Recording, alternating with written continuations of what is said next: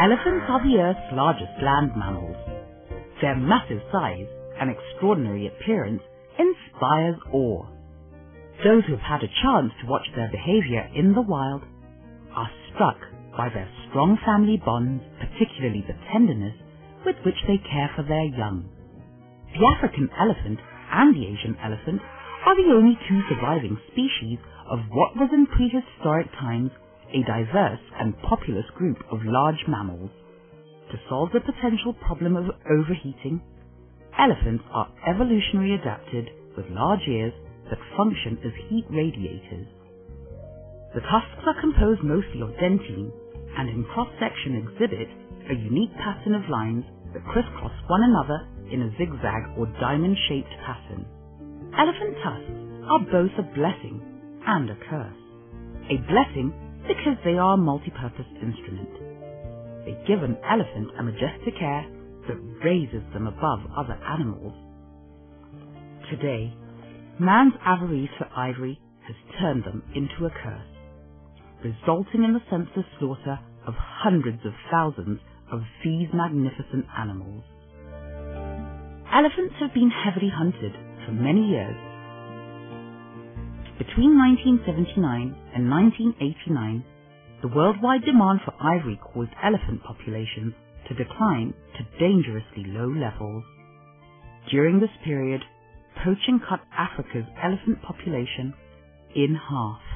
Intensive poaching for ivory in Kenya reached unprecedented heights during the 70s and 80s. Elephant populations reduced from 165,000 to about 16,000 by 1989. In Kenya alone, we have come down from 165,000 elephants in the 70s to just about 30,000 elephants now. The biggest threat to the future of the African elephant here being man.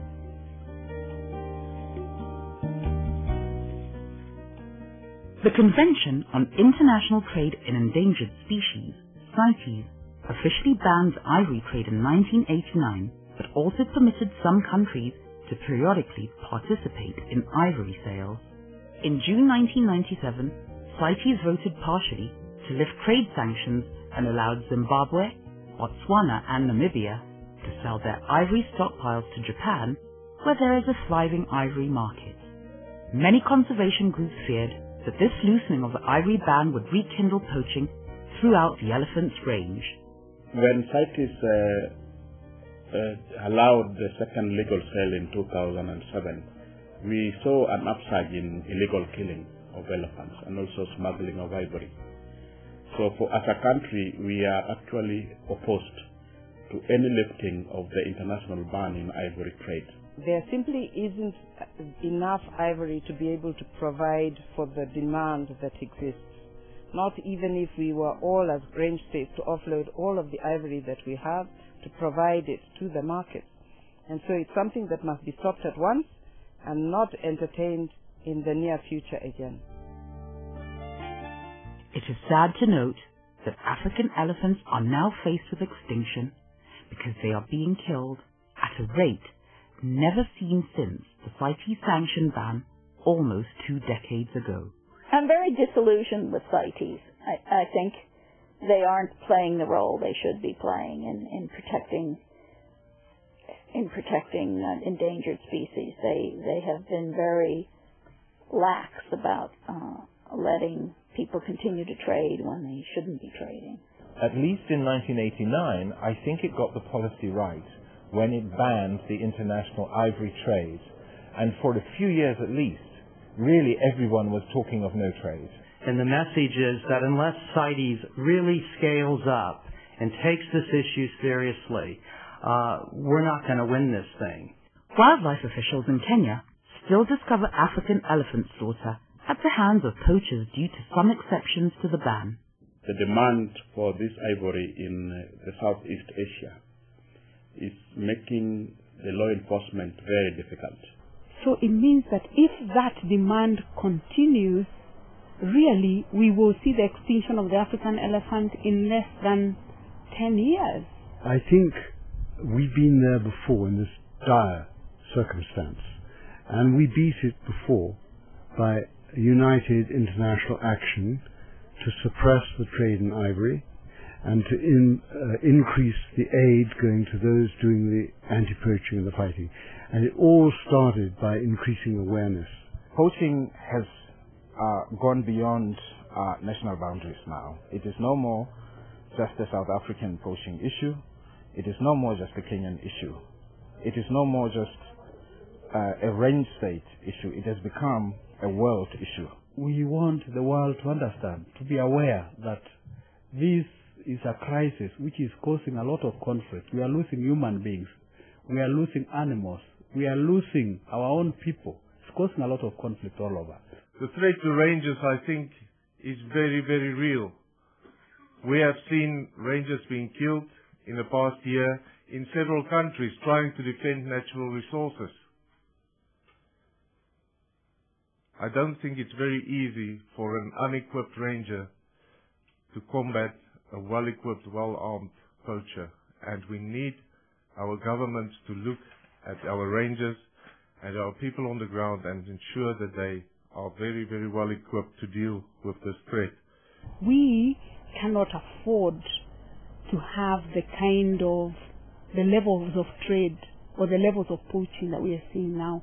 Many countries in Africa will lose their elephant populations entirely if we do not do something about it. Our consistent position for more than 20 years has been that we cannot afford to have an ivory trade, and we must do everything we can to tackle the illegal side, and we must do everything we can to prevent illegal trade being re-established. And we must work together across range states to be able to combat this serious menace that requires all of our efforts to bring it to a stop. If we don't do that, then there won't be 38 countries in Africa with elephants. There may be 5, 6, or 7. And is that the kind of future that we wish? I don't think so. And so we will do all we can to try and make sure that elephants have a future across Africa where they currently exist. We need to address the entire crime chain. Not only the poachers in the parks, but also the crime chain that smuggles the ivory from the range country to the transit country, and then also the receiver at the end. The kingpins of these organized crime syndicates. Those are the ones we need to address. Today, it is virtually impossible for elephants to survive for long periods of time outside protected parks and reserves. This has also disrupted the balance in their sex ratio. The effect on an elephant family when one of the members of the family are killed is very, very great. It's very profound. Without them, the imbalance will not be able to be addressed. They are bulk feeders, they need a great deal, but they also help to replant and replenish what they destroy. If they are not there, it's like the loss of bees. Catastrophe awaits us. The planet's remaining elephants are under dire threat, and also our generation will not witness the last of these extraordinary creatures. Ours may be the generation that decides their fate.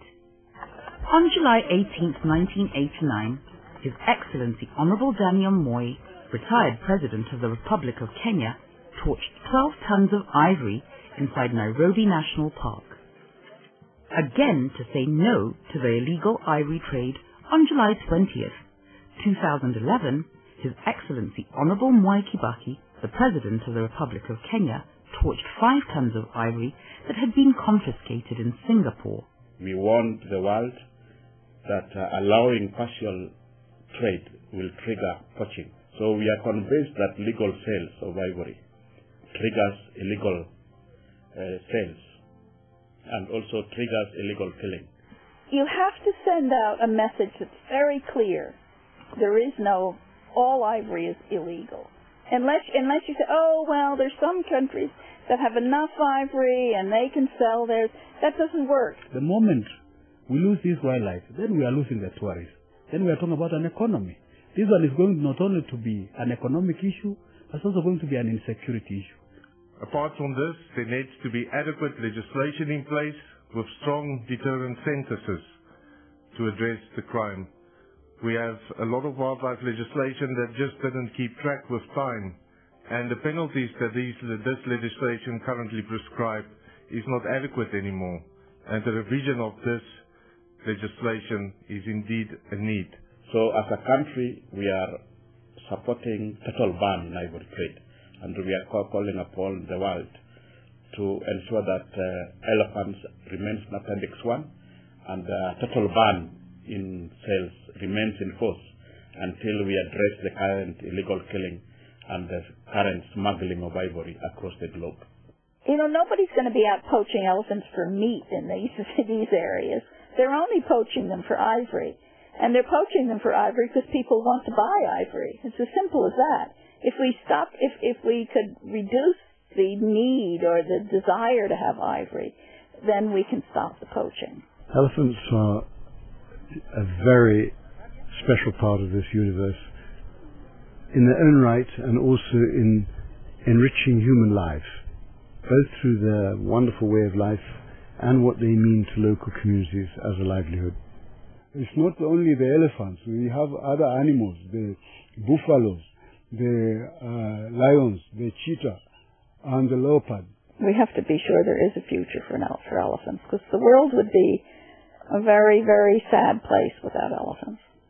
I'd like those people who live and love elephants to share their awareness with those people who buy ivory without being aware of what destruction that's causing. These are something we can do without. It is not a necessity. It is something that the world should come together, because it's an heritage. To replace it is very difficult. The future generations will blame us for the extinction of the elephant. This is a very rare animal, so it has to be reserved. It has to be protected for the future generation. All about message, and the message has to go out that elephants are going to go extinct unless we stop all the ivory trade. What we are telling the world, look at yourself and ask yourself, how guilty are you? Why are there still exceptions to the ban on elephant ivory trade? Will we stand by and watch as ivory poachers kill the remaining elephants?